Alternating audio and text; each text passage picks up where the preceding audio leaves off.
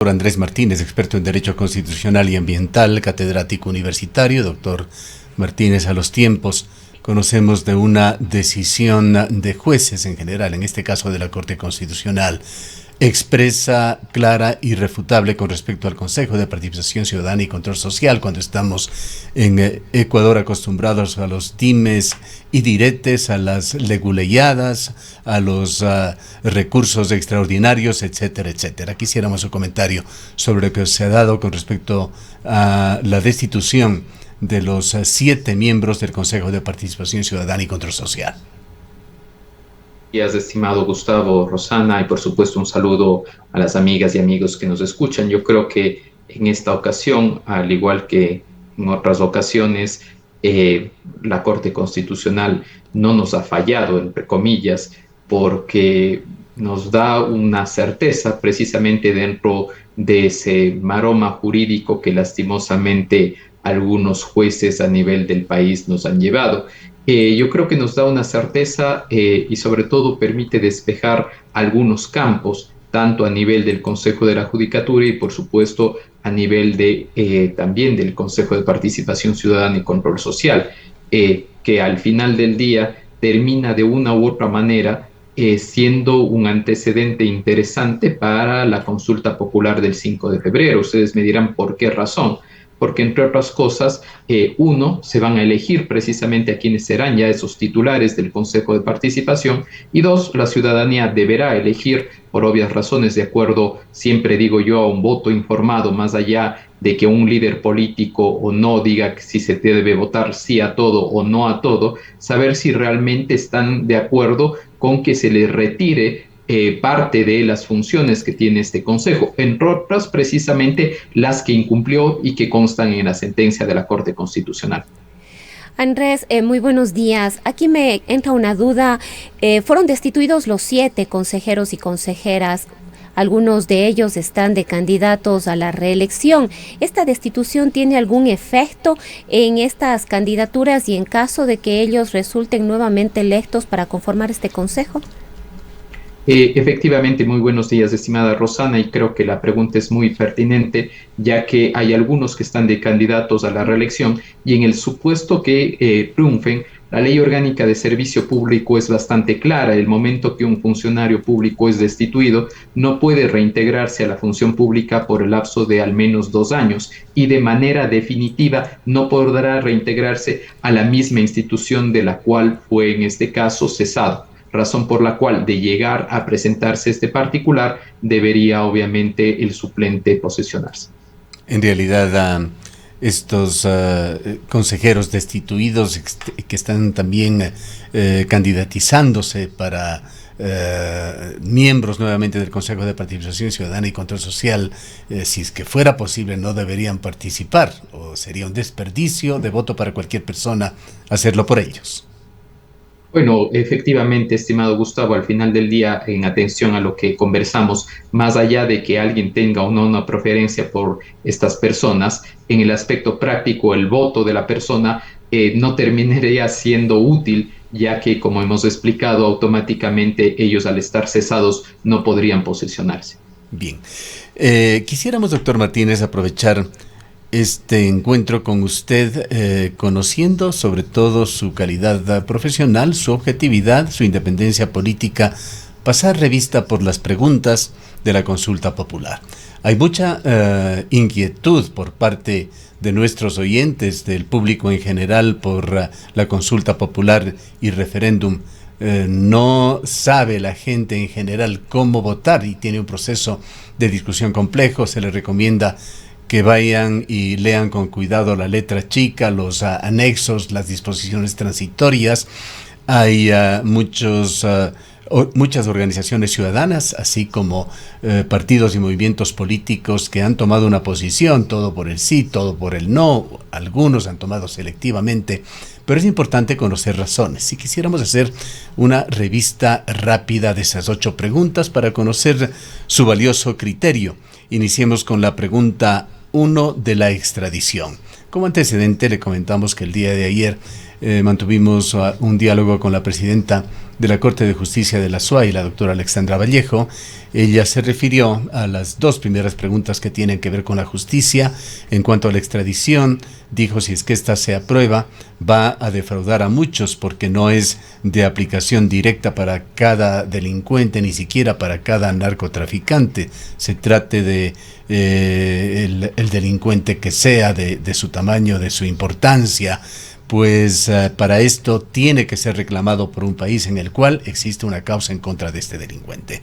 En todo caso, más allá de lo expresado por la doctora Vallejo, ¿cuál es su opinión sobre esta pregunta 1 sobre la extradición? Bueno, estimado Gustavo, yo creo que siempre hay que darse cuenta que la mayor parte de ocasiones en las cuales el Ejecutivo o cualquier otro órgano apuesta por una consulta popular, se tiene presente, entre otras cosas, que busca que se pronuncien sobre los temas que le son más importantes a la ciudadanía. Creo que hay que ser muy claros en este sentido. Creo que el Ejecutivo escogió esas 3 áreas precisamente porque me refiero a la de seguridad, institucional y ambiental, porque en teoría son las que más preocupan a los ciudadanos. En materia de seguridad, efectivamente creo que ha sido un anzuelo, un gancho bastante importante el tema de la extradición. Sin embargo, yo creo que esto depende precisamente, y esto depende de criterios, si usted quiere ver, estimado Gustavo, el vaso medio vacío o medio lleno. Me explico por qué.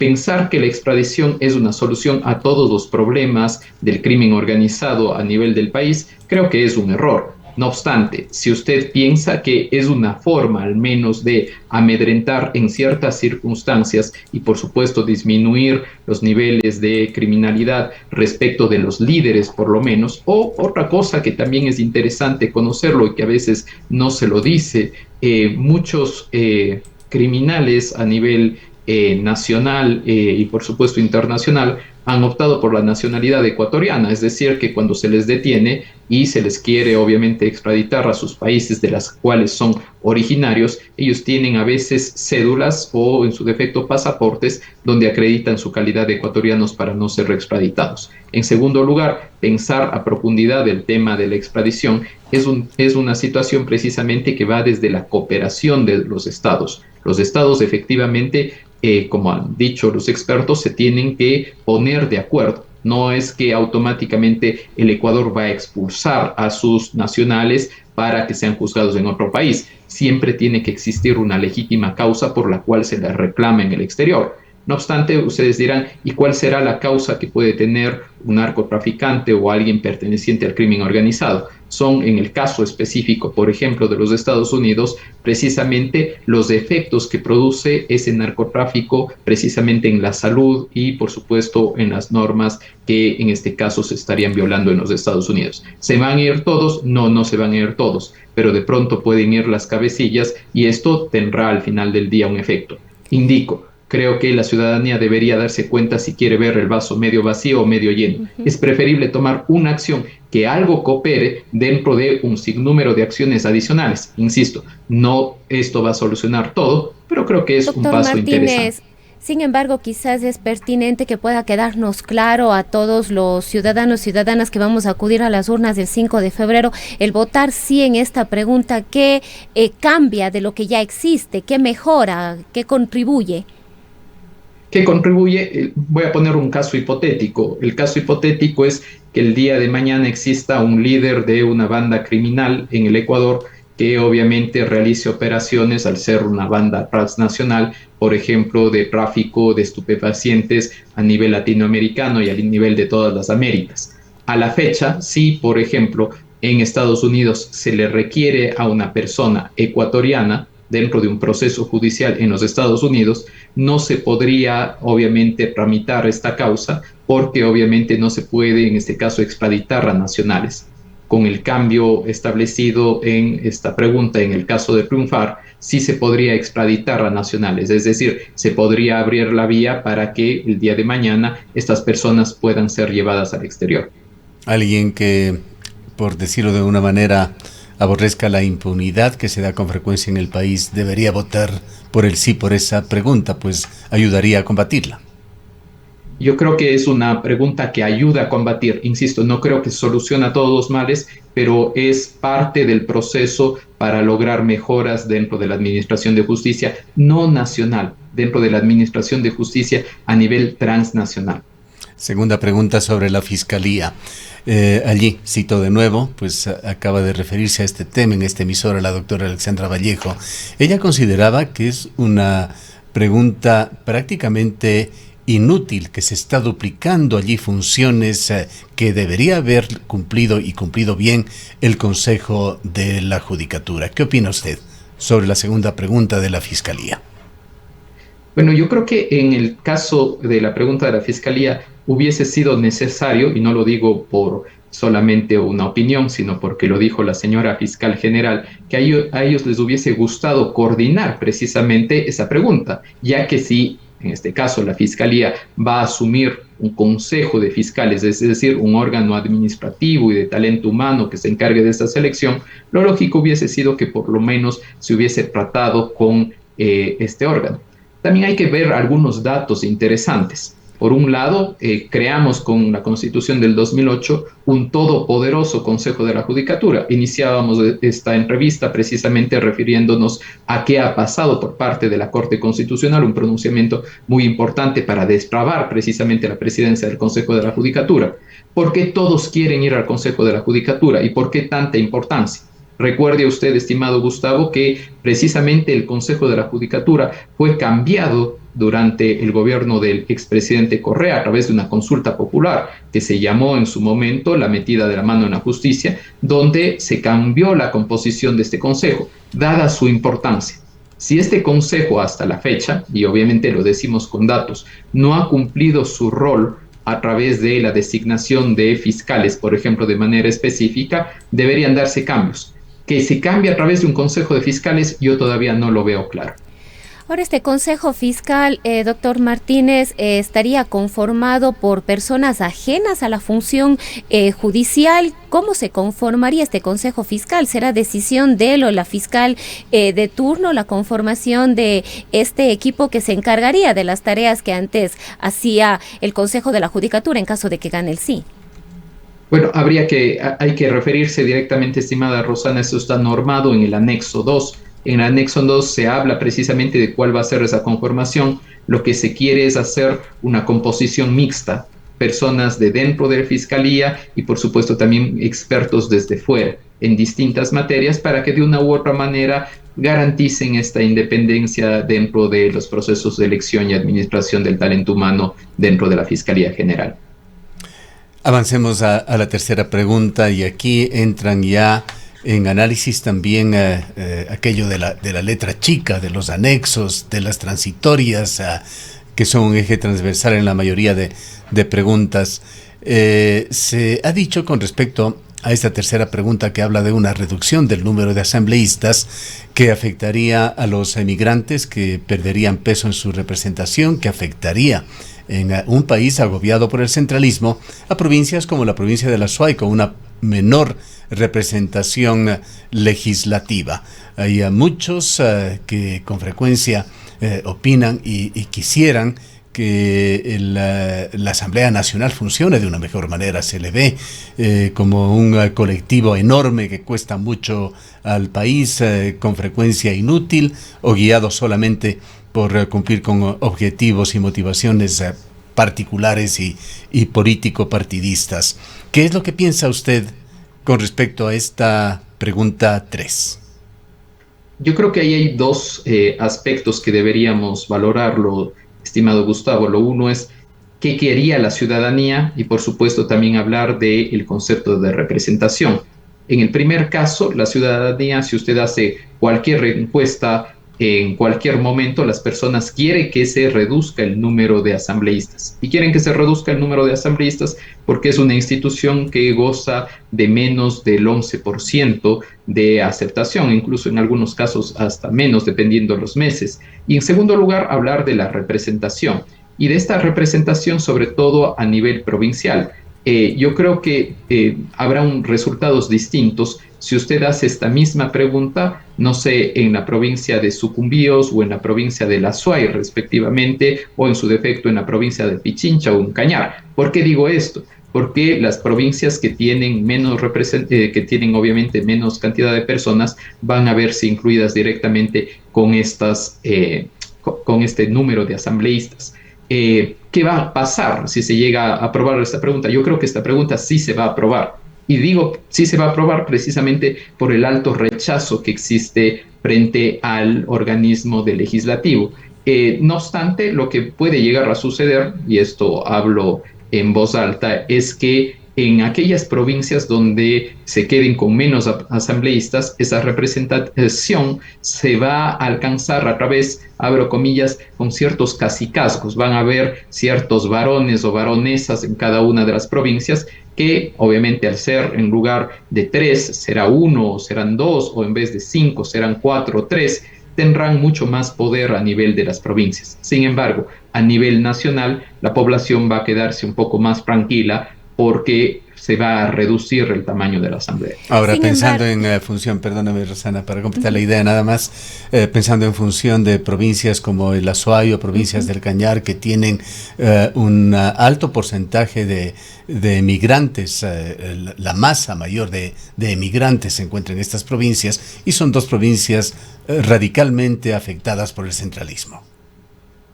Efectivamente, estimado Gustavo, yo creo que habría que medir dos cosas. Uno sería la falta de representación que tendríamos directamente dentro de los votos a nivel de los asambleístas provinciales. Sin embargo, en el caso de los asambleístas del exterior, usted cuando se refiere a nuestros emigrantes, yo creo que ahí hay que ser muy cuidadosos respecto al manejo de esos datos. ¿Por qué razón? Porque si bien es cierto, fue interesante, fue positivo la inclusión de los emigrantes con una representación dentro de la Asamblea, terminó también haciéndose un uso político no tan virtuoso en los últimos años. Es decir, se tenía precisamente una representación, pero que terminaba respondiendo a unos intereses que no eran precisamente de los migrantes. Respondían a unos intereses de partido, de bloque, y soy muy sincero, creo que pocas iniciativas se han tramitado en este sentido a favor de este colectivo tan importante, del cual recibimos importantes remesas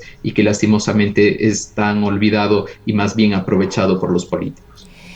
Andrés, respecto de este tema, de acuerdo al nuevo censo poblacional, aunque ha tenido una gran cantidad de tropiezos y al parecer muchísimos errores, el número de ecuatorianos y de ecuatorianas de alguna manera determinaba que para estos años se incremente el número de asambleístas. ¿Esto puede influir en esta decisión que estaría tomando el pueblo ecuatoriano a través de las urnas? Como usted manifiesta, es muy probable que efectivamente ante la calidad de las asambleas que hemos tenido en los últimos años, la gente opte por el número de asambleístas que se reduzca, pero esto podría influir porque hay una norma que de alguna manera establece que de acuerdo el censo que tenía ya que haberse realizado en el 2020, el número de asambleístas iba a ascender de 137, si no me equivoco, a 152. Efectivamente, estimada Rosana, en caso de que no triunfe esta pregunta, en lugar de mantenernos con los 137, se incrementaría el número de asambleístas, particular que en gran medida la población no es precisamente lo que busca. En cuanto a la cuarta pregunta, que intenta reducir el número de movimientos políticos o por lo menos detener esa explosión de movimientos políticos que hay en el país, más de 272, ¿qué es lo que opina usted? Bueno, yo creo que ha habido un tema que se ha querido regular en su momento a partir del Código de la Democracia. Hemos tenido algunas reformas en ese sentido y obviamente esta coexistencia de partidos políticos y movimientos políticos nos ha hecho que lastimosamente veamos en las últimas décadas, y no lo digo yo, lo pueden ver ustedes incluso donde muchos candidatos, incluso ahora para prefecturas, para alcaldías a nivel del país, perdón la expresión, pero rentan o alquilan, el término que ustedes quieran llamarlo, movimientos políticos simplemente con el propósito de presentarse a las elecciones. Es decir, no hay una conexión entre lo ideológico, no hay una conexión entre realmente el propósito, el fin legítimo que persigue un movimiento político. No estamos criticando nunca a un movimiento político, su deber ser, son fundamentales dentro de la democracia y por supuesto los movimientos, ya sea pro o en contra de un gobierno, ayudan precisamente a sostener la democracia y la oposición es lógica y es válida. No estamos de acuerdo, en cambio, con aquellos movimientos que simplemente hacen un checklist para poder reunir requisitos y al final del día después terminan vendiéndose al mejor postor en cada proceso electoral. Lo que se quiere poner es precisamente un freno a estos partidos políticos, movimientos políticos, perdón, que al final del día serían casi como de carpeta o en su defecto como si fueran simplemente de membrete, porque al final del día no tienen una vida activa. Qué bonito sería, y yo creo que sería tan interesante tener en los medios de comunicación, en las plazas públicas, junto con los jóvenes, precisamente movimientos que incentiven y que conlleven ideas, unos ideales de justicia, de paz, de libertad, de protección del ambiente, etcétera. Eso sería lo lógico y verlos durante los 4 años. No vemos eso, vemos que cada 4 años un sinnúmero de números acompañados de bonitos eslogan acompañan a determinados candidatos, donde incluso, y a ustedes les consta, por ejemplo, aquí en la ciudad de Quito, se ven absurdos donde hay personas que admiran a Margaret Thatcher, o que obviamente se adscriben como laboralistas al 100% y le auspicia un partido de izquierda. Entonces, al final del día, ¿hasta dónde podemos llegar con eso? Y obviamente esta pregunta en teoría busca poner límites. Pero esto realmente se resuelve, digamos, con esta pregunta, con sí en esta pregunta, cuando los límites de porcentajes que deben alcanzar los partidos y movimientos de alguna manera ya están establecidos. Más bien lo que hemos visto es participaciones precisamente a través de estas alianzas para alcanzar espacios en los distintos procesos electorales que les permitan mantenerse. Es decir, ya hay una norma que de alguna manera establece los requisitos y los porcentajes para que los partidos y movimientos permanezcan, ¿o no?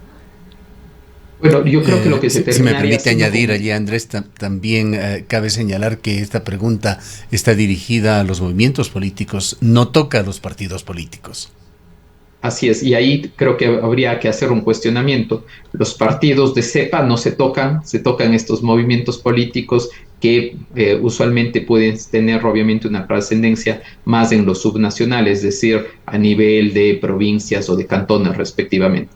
Que sea una solución definitiva a los problemas, yo creo que no, nada es una varita mágica que va a solucionar. Lo que creo es que sí incrementa cierta rigurosidad de otros procesos para que sobre todo en el tiempo logren mantenerse precisamente con estos estándares más altos. Creo que sí hay que exigirles unos estándares más altos. ¿Es la solución a todos los males en el aspecto político de democracia? No, creo que es bastante difícil. Se necesitaría una reforma mucho más estructural que se debería trabajar no solamente a nivel constitucional, sino sobre todo también a través del Código de la Democracia. Sin embargo, hago una pregunta retórica y esta pregunta es, ¿creen ustedes que precisamente los asambleístas, es decir, quienes vienen de partidos y movimientos políticos, van a ponerse la soga al cuello modificando el Código de la Democracia? La respuesta es obvia, no lo van a hacer. Y precisamente se mantienen ciertos pactos con el propósito de mantener el status quo. En todo caso, su sugerencia sería con una carga hacia el sí en esa pregunta.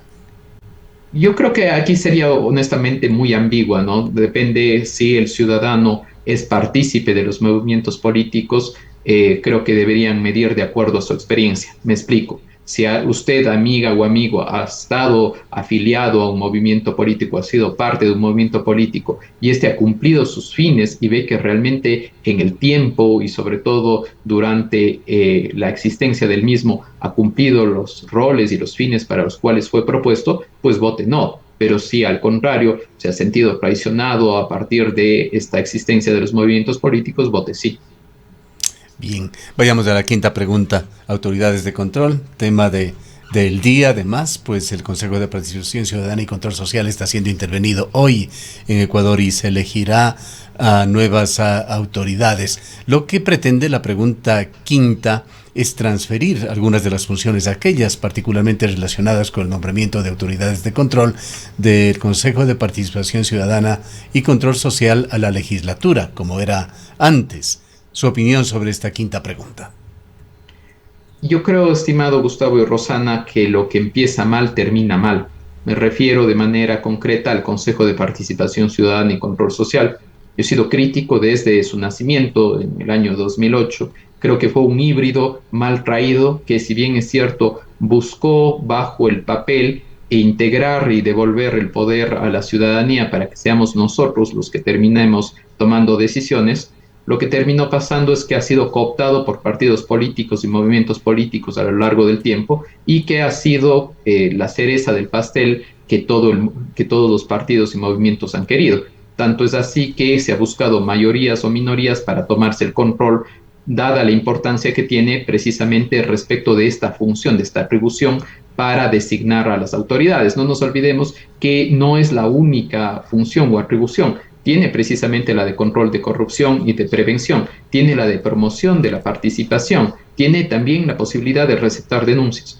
Yo no creo que en este prestigioso medio de comunicación han tenido oportunidad de conocer que ciudadanos han acudido precisamente para hacer denuncias y que han salido adelante las mismas. No, realmente a lo que se ha concentrado este consejo es precisamente a la guinda del pastel, a dedicarse a hacer a su antojo, obviamente, esta designación de autoridades. Ahora, pensar que la mejor solución es darle esas atribuciones a la Asamblea Nacional también merece una reflexión. Me explico por qué.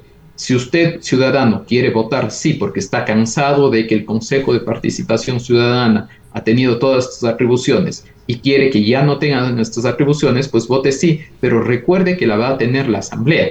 Esa Asamblea donde también están los partidos políticos. Pensemos en el deber ser, es decir, aquella situación, ese ideal que todos aspiraríamos. Dentro de ese ideal se entendería que la idea es buena, y explico por qué, ¿sí?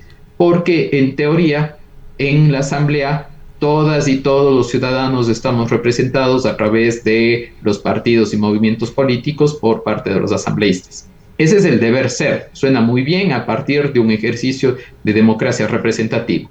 Pero no nos olvidemos también que pasaría en la práctica que de nuevo serían directamente estos movimientos y partidos políticos los que se encargarían de la designación. Pero además aquí, Andrés, había otras preocupaciones en torno a esta pregunta y las transitorias o tiempo hasta que se ejecute, mientras las autoridades que están en este momento se prorrogarían en sus funciones hasta que se pueda crear estas ternas de las que se ha hablado, que serían además remitidas por el presidente de la República. Esto ha provocado una serie de cuestionamientos en la medida de que la concentración de el poder vuelve a manos, en este caso, de el Ejecutivo, y luego sería la Asamblea Nacional la que decida en torno a estos nombres que ya vienen propuestos.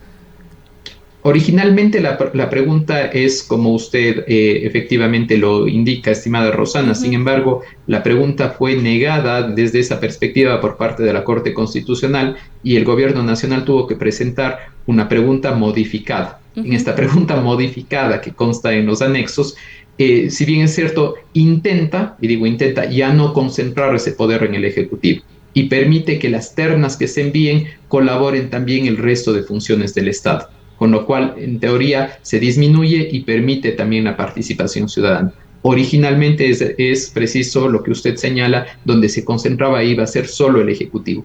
Ahora ya no sucede eso porque la Corte le puso un freno, porque acertó y lo dijo, no podemos concentrar en este caso. Pero no nos olvidemos de algo, y esto creo que es parte de nuestra historia constitucional nacional. Los últimos tres presidentes de la República con esta constitución vigente, los tres han intentado tomar control de las funciones precisamente a través de votaciones.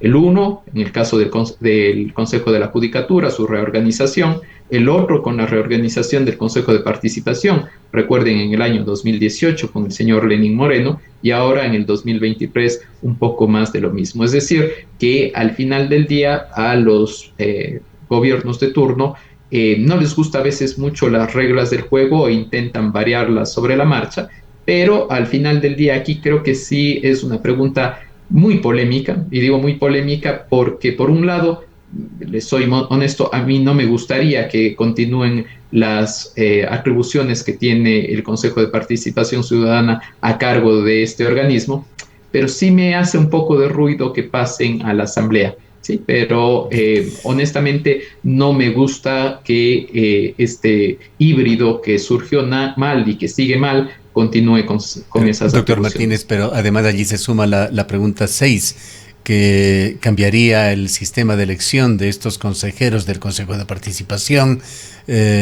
con la intervención de una comisión técnica de selección que pondría en manos de la Asamblea la elección de los mismos, con los riesgos también de que este Consejo se convierta luego en un apéndice de la Asamblea.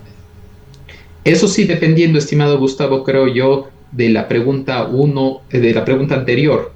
Me explico. 5. Si la pregunta anterior triunfa, si bien es cierto, sí nos preocuparía un poco no las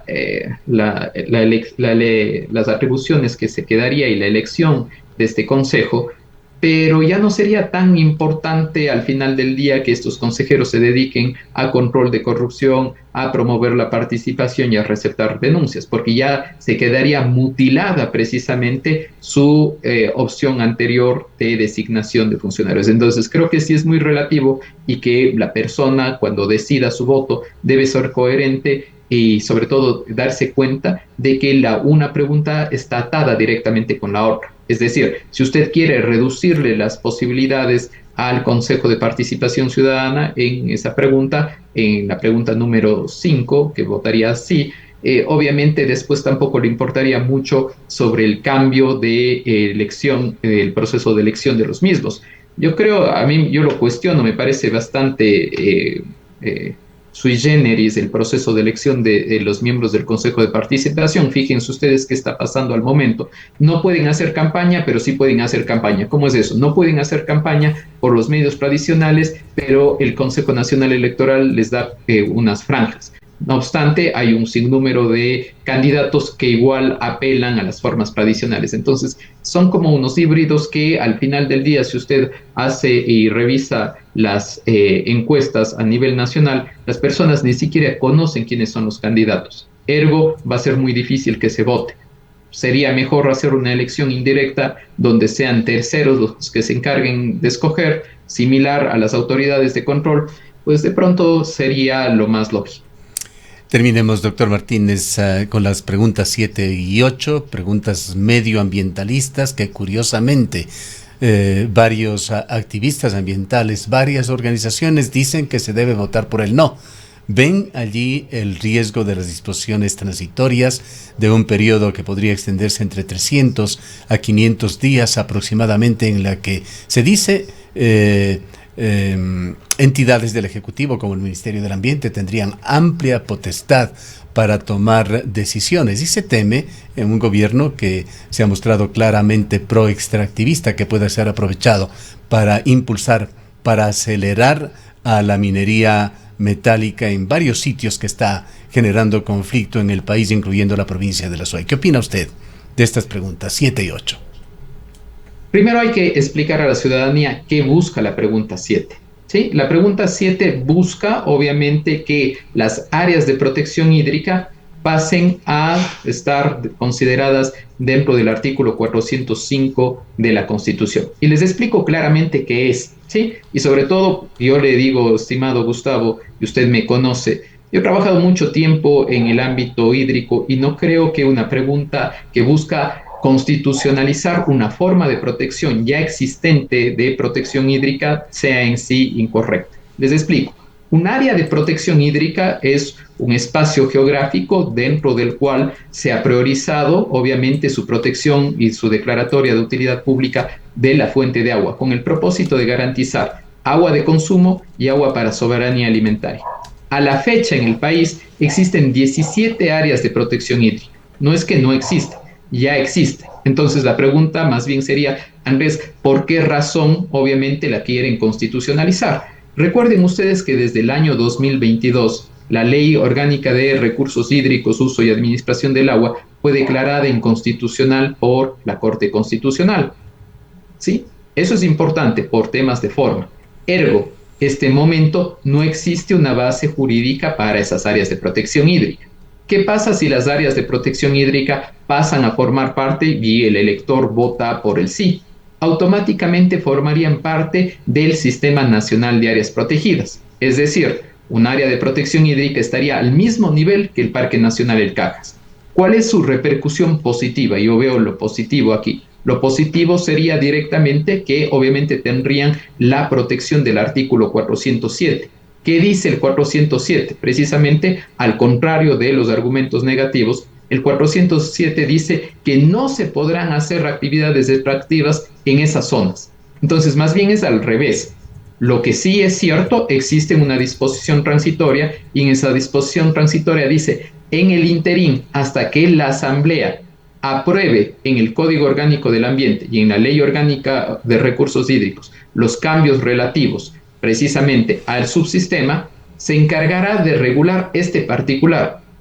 Yo hasta aquí le soy muy honesto, estimado Gustavo, y ese es el anexo y podemos ponerlo en pantalla y verlo. No veo el aspecto negativo. Bien.